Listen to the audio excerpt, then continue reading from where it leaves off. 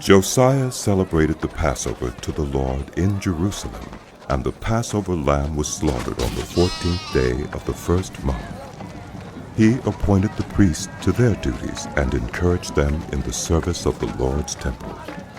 He said to the Levites who instructed all Israel and who had been consecrated to the Lord, "Put the sacred ark in the temple that Solomon, son of David, king of Israel, built.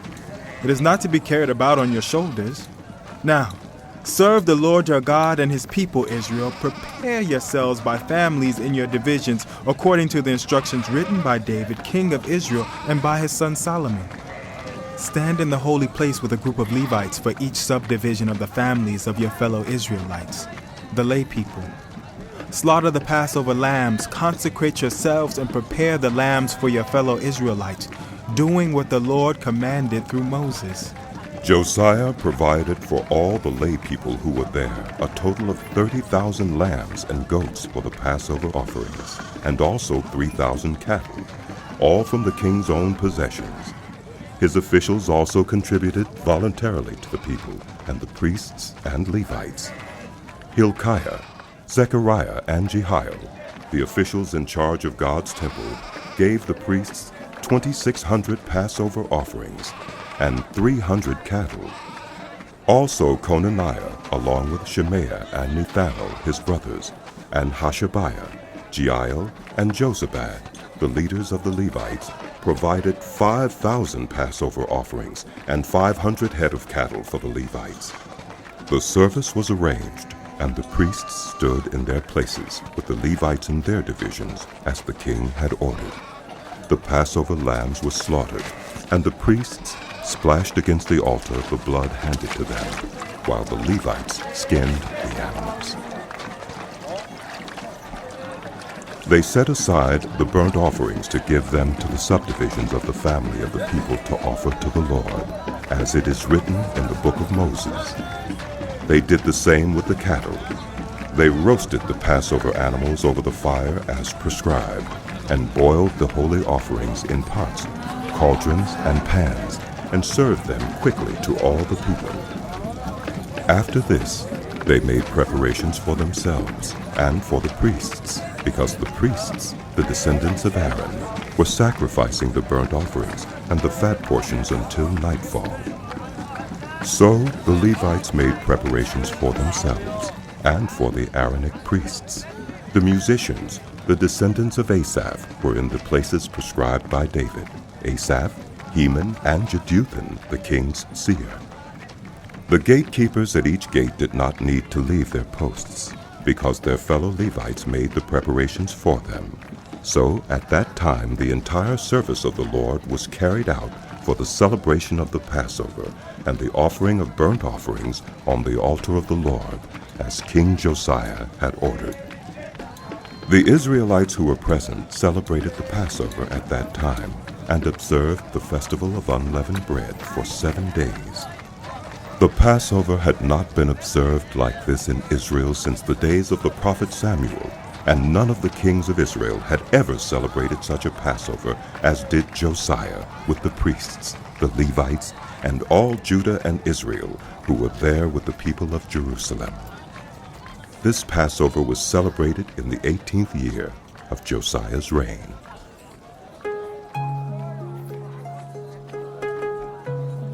After all this, when Josiah had set the temple in order, Necho, king of Egypt, went up to fight at Carchemish on the Euphrates, and Josiah marched out to meet him in battle. But Necho sent messengers to him, saying, "What quarrel is there, king of Judah, between you and me? It is not you I am attacking at this time, but the house with which I am at war. God has told me to hurry, so stop opposing God, who is with me, or he will destroy you." Archers shot King Josiah, and he told his officers, "Take me away. I am badly wounded." So they took him out of his chariot, put him in his other chariot, and brought him to Jerusalem, where he died. He was buried in the tombs of his ancestors, and all Judah and Jerusalem mourned for him. Jeremiah composed laments for Josiah, and to this day all the male and female singers commemorate Josiah in the Laments. These became a tradition in Israel and are written in the Laments. The other events of Josiah's reign and his acts of devotion in accordance with what is written in the law of the Lord, all the events from beginning to end are written in the book of the kings of Israel and Judah. And the people of the land took Jehoahaz, son of Josiah, and made him king in Jerusalem in place of his father. Jehoahaz was 23 years old when he became king, and he reigned in Jerusalem 3 months. The king of Egypt dethroned him in Jerusalem, and imposed on Judah a levy of 100 talents of silver and a talent of gold. The king of Egypt made Eliakim, a brother of Jehoahaz, king over Judah and Jerusalem, and changed Eliakim's name to Jehoiakim. But Necho took Eliakim's brother Jehoahaz and carried him off to Egypt. Jehoiakim was 25 years old when he became king, and he reigned in Jerusalem 11 years. He did evil in the eyes of the Lord his God. Nebuchadnezzar, king of Babylon, attacked him and bound him with bronze shackles to take him to Babylon. Nebuchadnezzar also took to Babylon articles from the temple of the Lord and put them in his temple there. The other events of Jehoiakim's reign, the detestable things he did, and all that was found against him, are written in the book of the kings of Israel and Judah. And Jehoiachin, his son, succeeded him as king. Jehoiachin was 18 years old when he became king, and he reigned in Jerusalem 3 months and 10 days. He did evil in the eyes of the Lord. In the spring, King Nebuchadnezzar sent for him and brought him to Babylon, together with articles of value from the temple of the Lord. And he made Jehoiachin's uncle, Zedekiah, king over Judah and Jerusalem. Zedekiah was 21 years old when he became king, and he reigned in Jerusalem 11 years. He did evil in the eyes of the Lord his God, and did not humble himself before Jeremiah the prophet, who spoke the word of the Lord. He also rebelled against King Nebuchadnezzar, who had made him take an oath in God's name. He became stiff-necked and hardened his heart, and would not turn to the Lord, the God of Israel.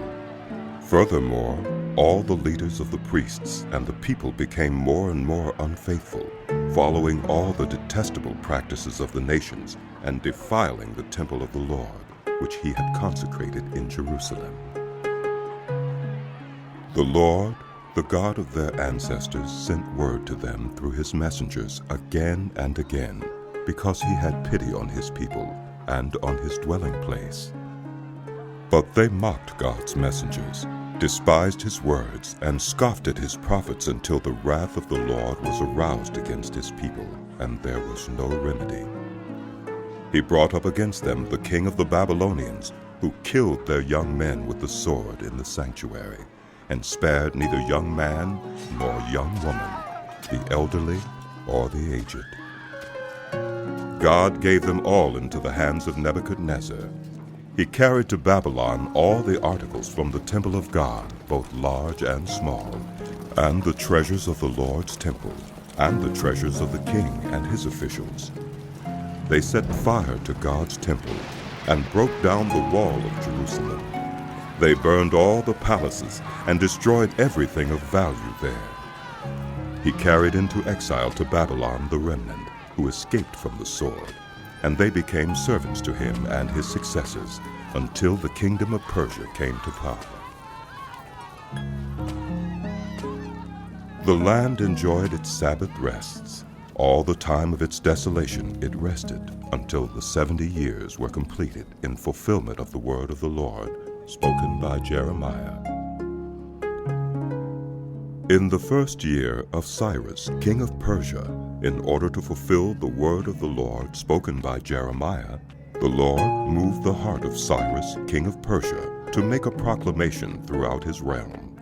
and also to put it in writing. This is what Cyrus, king of Persia, says. The Lord, the God of heaven, has given me all the kingdoms of the earth, and he has appointed me to build a temple for him at Jerusalem in Judah. Any of his people among you, may the Lord their God be with them, and let them go up.